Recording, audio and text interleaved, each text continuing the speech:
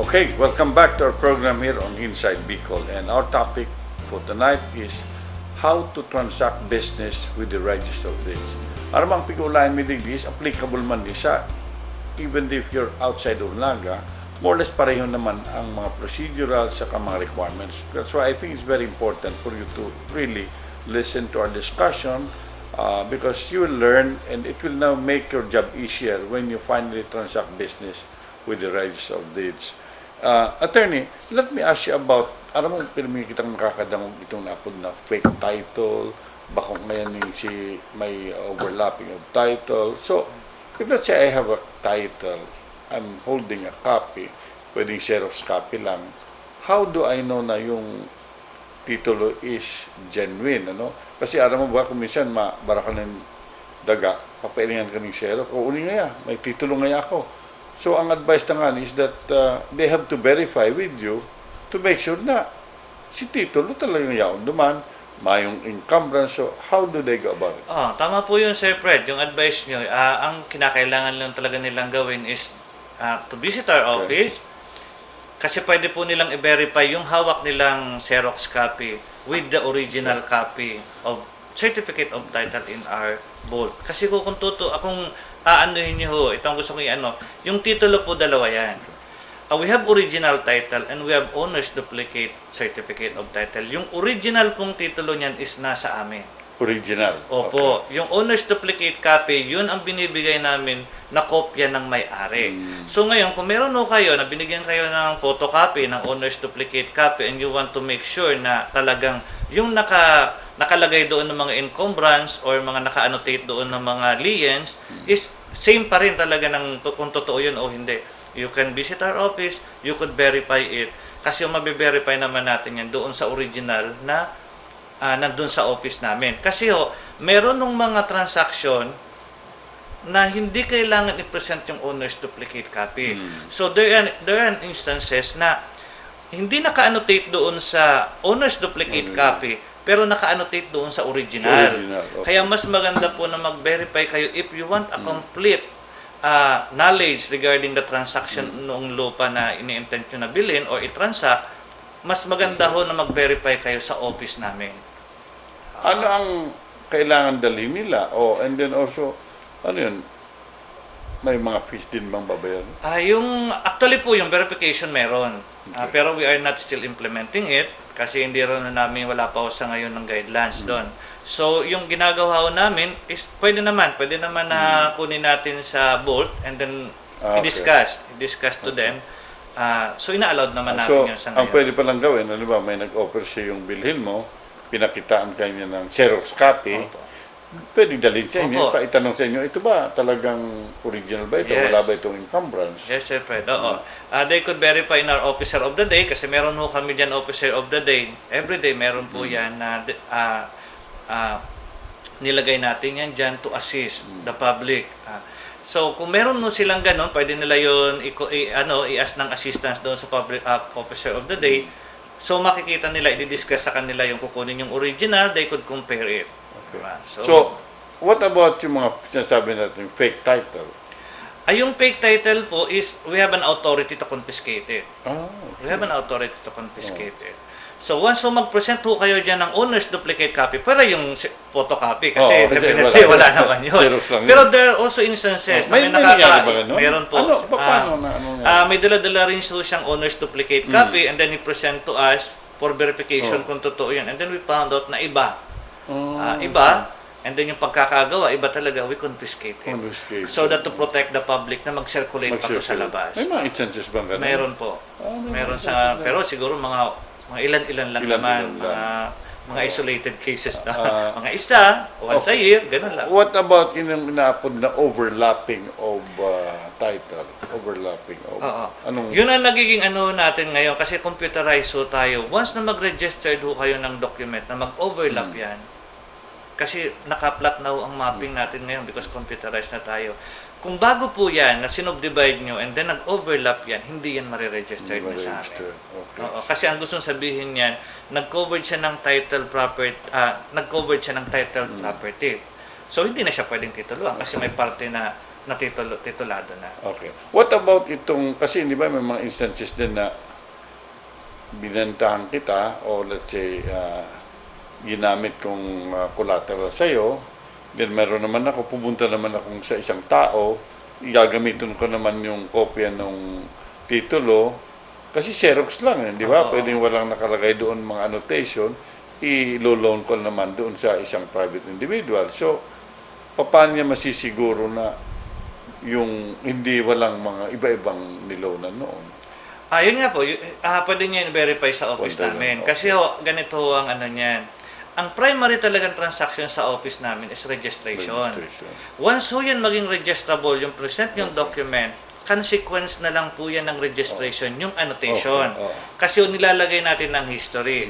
So kung meron ho dyan mga sinabi sa yung pinaniwala ko kayo na yan, akin na yan, binili ko na yan, you could verify it. Kasi lahat ho ng transaction ng lupang yan nandun. So kung sabihin na yung sinabi sa'yo, wala doon naka-annotate, mag-ano ho kayo, magduda ho kayo.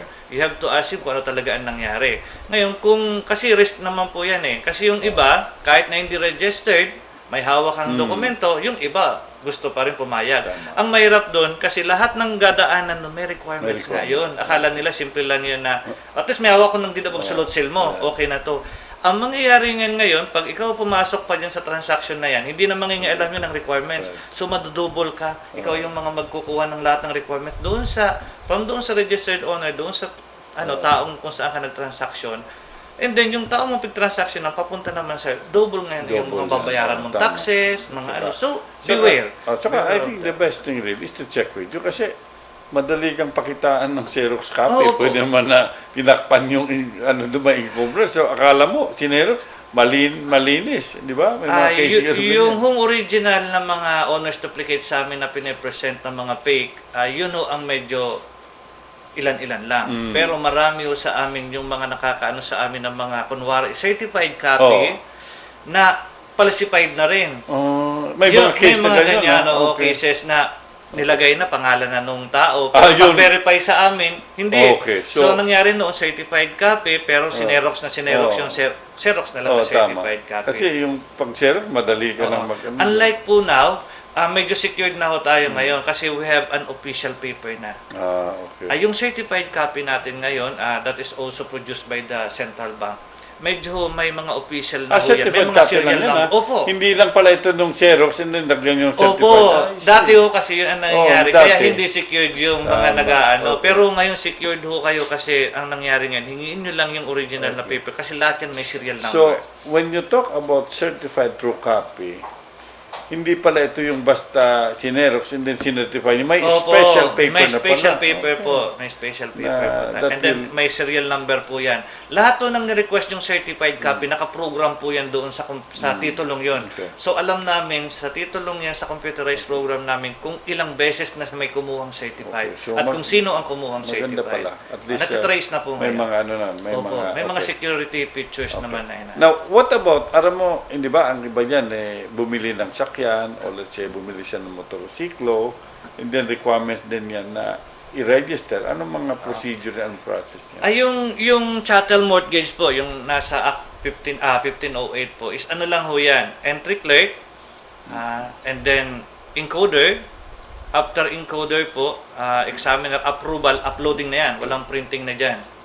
So, uploading na yan. So, mabilis-bilis, compare mo sa ano. Pero yung requirements niya is, yung documentary requirements is the same. Basic ko kasi yun. Yung registration requirement lang na supporting paper is only doc stamp. Proof of payment of doc stamp. Yun lang. So medyo doon tayo sa mga chattel mortgages, nakakonsentrate tayo doon sa documentary requirements. Yung mga, kung mayroong asawa, kung sino ang asawa, may marital consent in the form of public instrument, kung more than one page, kailangan ilagay sa acknowledgement na more than one page, signed by the parties. Ito pong mga requirements na to is already prepared in our office. All you have to do is to ask. Okay. Now, what about itong sinasabi mong mga personal properties na i-register naman? Yung personal properties po is just a mere recording. Ang usually nagiging requirement lang ho natin dyan, yung mga BIR card, especially kung extrajudicial. Kasi nangyayari, ang usual namin na transaction dyan, yung mga extrajudicial. na may namatay, may naiwan na share sa San Miguel, may naiwan kung saan na company, they have to settle it. Yun, kailangan lang ho yun ng bayad yung yung national taxes, which is evidenced by the BIR card, and then yung ears ban. Kasi personal property po yan. Ears ban. Okay. And then recording lang ho yan sa amin. Same process, entry clerk, cashier, and then encoder lang, examiner, approval, uploading na ho kaagad dyan. Walang printing. What about estate tax? Mag-claim, di ba? Opo. Ano, Yun, paano estate tax po is inaano po natin yan sa mga extrajudicial settlement. Sa amin ho kasi, yun ang nagiging namin compared with the BIR. Sa amin ho, kung ano ang subject property lang, we are just confined on what is subject of the instrument. Okay. We will not care kung meron pa ho yan ibang property. Okay. So kung pumasok sa amin extrajudicial settlement and then ang subject properties isa lang, yun lang ho ang Yun lang. pakikialaman naman namin. Okay.